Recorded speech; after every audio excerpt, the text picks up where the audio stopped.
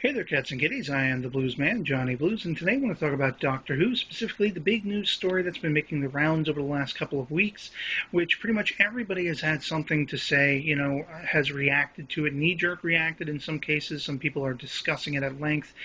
Some people are speculating, who the next Doctor is going to be and whether it's going to be female, male, black, Asian, Caucasian, all this stuff. I mean, lots and lots of speculation. Unless you've been living under a rock, you probably know by now that Matt Smith is going to be leaving Doctor Who as of the 2013 Christmas special. It's been announced, and I can only say that I'm saddened to see him go, definitely. He is an actor who has brought to this role such realism in that the alien nature and the oddities of the character are so well embodied in his portrayals.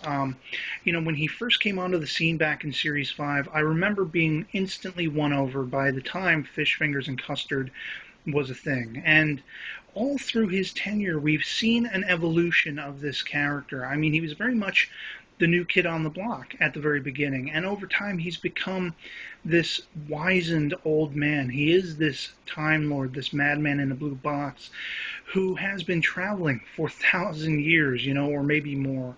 I see in him all of those former doctors, William Hartnell, Patrick Troughton, John Pertwee, Tom Baker, Peter Davison, Colin Baker, Sylvester McCoy, Paul McGann, Chris Eccleston, and even David Tennant. He manages to bring to this role, as I say, an alienness to it. I mean, a way for me to believe that I'm not seeing Matt Smith. I am seeing the Time Lord. I am seeing the Doctor from Gallifrey.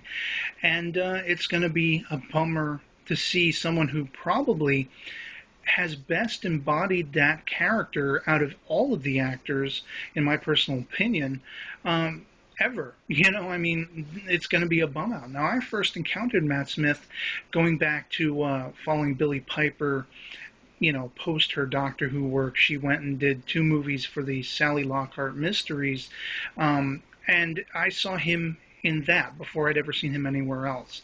And he had a very Cockney accent and everything like that, as was, the nature of the character he was portraying. But I remember saying to my sister, this cat, he's a scene stealer. He would be an interesting Doctor choice. And lo and behold, that eventually did happen once David Tennant left. And I have been so unswaveringly impressed time and again by his portrayal. I can only say to the fact that he's moving on from it, it isn't a betrayal like some people think. It isn't him ditching the show or anything like that. It's a career move. I mean, he's seeing, as some other people have noted, people who are his friends, people who are, in the British acting community, his peers, if you will, moving on to the American market, for better or for worse, for better for some and for worse for others, and making money and being able to expound upon what their hopes and dreams are. And that's, pretty much essentially what he wants to do. And it's understandable. I mean, when you went into the fact that Jenna-Louise Coleman, playing the companion for Doctor Who, was moving on to the next series, Series 8 in 2014, but you didn't have a confirmation that Matt Smith, the show star, was going to, I knew then already. I mean, this goes back to months ago. So it isn't that big of a shock, but I guess, in a nutshell, I can only say I'm sad to see him go. I'm sad to see his tenure in the series come to an end. Even sadder than I've been probably any other time, seeing other Doctors having moved on. Only because he just brought so much to the role and brought me to a place where I could watch it and I wasn't seeing Matt Smith. I was seeing the Doctor. And I'm going to miss that. But, of course, we have to move on. We have to get on to bigger and better things. Onward and upward, as Superman always says.